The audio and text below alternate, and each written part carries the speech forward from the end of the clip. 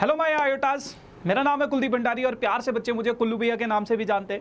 And आज के इस सेशन में हम लोग करने वाले हैं don't waste your money on these books.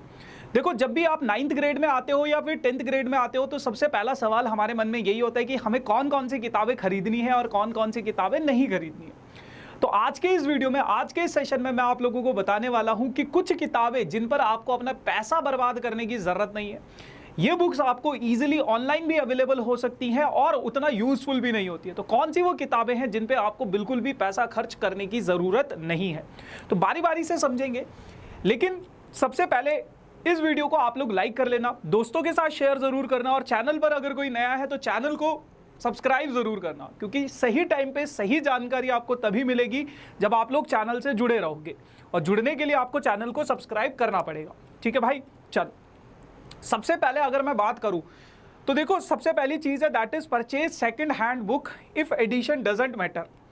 देखो, कुछ किताबें ऐसी होती है, जैसे अगर मैं आज से 5-6 साल पहले चला जाऊं तो एनसीईआरटी की जो बुक होती थी वो सेम रिपीट होती थी, उसमें कोई डिलीटेड टॉपिक नहीं था, सेम एडिशन था। या फिर अगर मैं पिछले साल से कंपेयर करूं तो पिछले साल जो एनसीईआरटी की किताब थी वही एनसीईआरटी की किताब आज भी है, मतलब वही सेम है। तो अगर आप लोग एक नई बुक खरीदते हो तो वो दिखने में तो अच्छी लगती है, लेकिन उस पर उतना पैसा बर्बाद करने की आप लोगों को ज़रूरत नहीं है अगर आप लोगों को second hand book easily available हो जाती है। क्योंकि देखो, आपको किताब से सिर्फ पढ़ना होता है ना, उसको चाटना थोड़ी ना है आपको, है ना, उसको या फिर सजाने के लिए थोड़ी ना रखना है कहीं पे। तो सेकंड हैंड बुक में आपको लगभग आधे रेट पे सेकंड हैंड बुक मिल जाती है या फिर 1/3 रेट पे सेकंड हैंड बुक्स मिल जाती है, जो कि काफ़ी ज़्यादा हेल्पफुल होती है और उतनी ही यूजफुल भी होती है।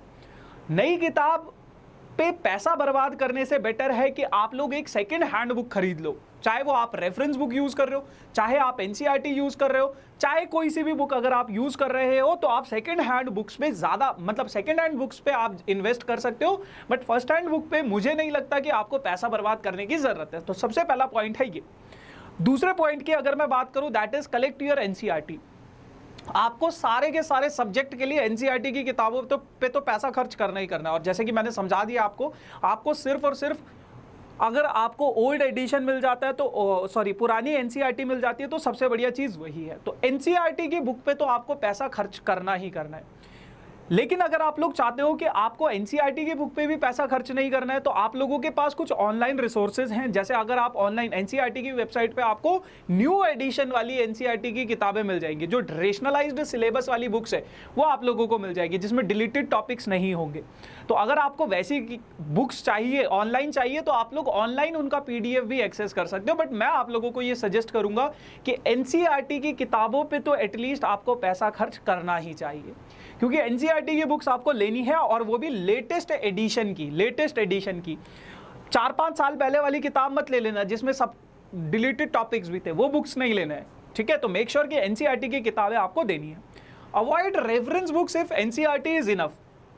देखो, कहीं कहीं पे आपकी एनसीईआरटी सफिशिएंट होती है तो आपको रेफरेंस बुक्स लेने की जरूरत नहीं है। जैसे अगर मैं बात करूं मैथ्स में, तो मैथ्स में आपको रेफरेंस बुक्स की जरूरत होती है प्रैक्टिस के लिए, जैसे आरडी शर्मा हो गई या आरएस अग्रवाल हो गया। ये भी आप पुरानी बुक्स खरीदो, पुरानी आरडी शर्मा खरीदो, पुरानी आरएस अग्रवाल खरीदो, है ना। लेकिन जो आप लोगों की बाकी बुक्स है, जैसे अगर मैं बात करूं एसएसटी की, एसएसटी में आपको उतनी रेफरेंस बुक्स की ज़रूरत नहीं होती है। या फिर जैसे मैं बात करूं इंग्लिश की, हिंदी की, इनमें आपको रेफरेंस बुक्स की ज़्यादा ज़रूरत नहीं होती है। या फिर साइंस में भी बहुत कम रेफरेंस बुक्स की ज़रूरत होती है। तो रेफरेंस बुक्स मुझे ऐसा लगता है कि आपको सिर्फ और सिर्फ मैथ्स की ही लेनी चाहिए, उसके अलावा आपको कोई भी रेफरेंस बुक्स लेने की ज़रूरत नहीं है। ठीक है, क्योंकि NCERT is more than sufficient to score 100 out of 100 in your boards exam. अगर आप चाहते हो 100 आउट ऑफ 100 स्कोर करना, एनसीईआरटी को अच्छे से पढ़ लो तो आपको आ सकते हैं। लेकिन मैथ्स में थोड़ी प्रैक्टिस चाहिए होती है, तो मैथ्स में आप रेफरेंस बुक्स ले सकते हो, वो भी पुराने एडिशन की। चौथा पॉइंट है that is don't purchase sample paper now. अब बहुत सारे बच्चों के अंदर एक खुजली सी मच जाती है कि सैंपल पेपर बोला है सर ने, सैंपल पेपर करना है तो सैंपल पेपर अभी खरीद लिया साल के शुरुआत में। नहीं, सीबीएसई अपना पैटर्न कभी भी चेंज कर सकता है। अपना एग्जाम का कितने कॉम्पिटेंसी बेस्ड क्वेश्चंस रहेंगे, कितने केस स्टडी क्वेश्चन रहेंगे, वो कभी भी चेंज हो सकता है। तो कोशिश करना जब सीबीएसई का एक ऑफिशियल नोटिफिकेशन आ जाए कि इस साल का पेपर का पैटर्न आप लोगों का ऐसा होने वाला है, तो सैंपल पेपर आप उसी टाइम पे खरीदना। सैंपल पेपर वैसे भी हमें एंड में ज़रूरत होती है उसकी, जब हमारा पूरा सिलेबस खत्म हो जाता है। तो मेक श्योर कि सैम्पल पेपर आप लोग एंड में खरीदना, जब आप अक्टूबर नवंबर में अपना पूरा सिलेबस खत्म कर दोगे उस टाइम पे ही आप सैम्पल पेपर खरीदना। दूसरी चीज़, सैम्पल पेपर भी, रिसोर्सेज भी आप लोगों को ऑनलाइन ईजिली अवेलेबल हो जाएंगे, है ना। तो आप लोग ऑनलाइन भी उन सैम्पल पेपर्स को ले सकते हो। बाकी उसके अलावा अगर मैं आप लोगों को बताऊं, सैम्पल पेपर के भी पुराने एडिशन, अगर पुराने पेपर पैटर्न पे ही सीबीएसई पेपर बना रहा है इस साल, तो आप लोग पुराने एडिशंस भी सैम्पल पेपर के ले सकते हो। At the end, use online resources carefully.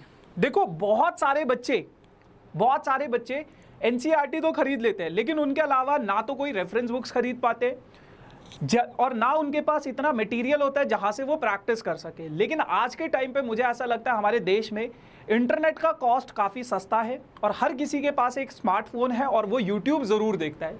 तो यूट्यूब पे अगर आप कोई चैनल देखते हो, कोई लेक्चर्स अगर आप लोग देखते हो, तो आप लोग वेदांतु के चैनल को फॉलो कर सकते हो। इस चैनल पे आप लोगों को हर एक सब्जेक्ट के वन शॉट वीडियो, हर एक चैप्टर के वन शॉट वीडियो मिलते हैं टॉपिक वाइज। जैसे अगर मैं रियल नंबर की बात करूं तो रियल नंबर में जितने भी टॉपिक है, हर एक टॉपिक का एक डेडिकेटेड सेशन आप लोगों को मिलेगा जो कि लाइव होते हैं।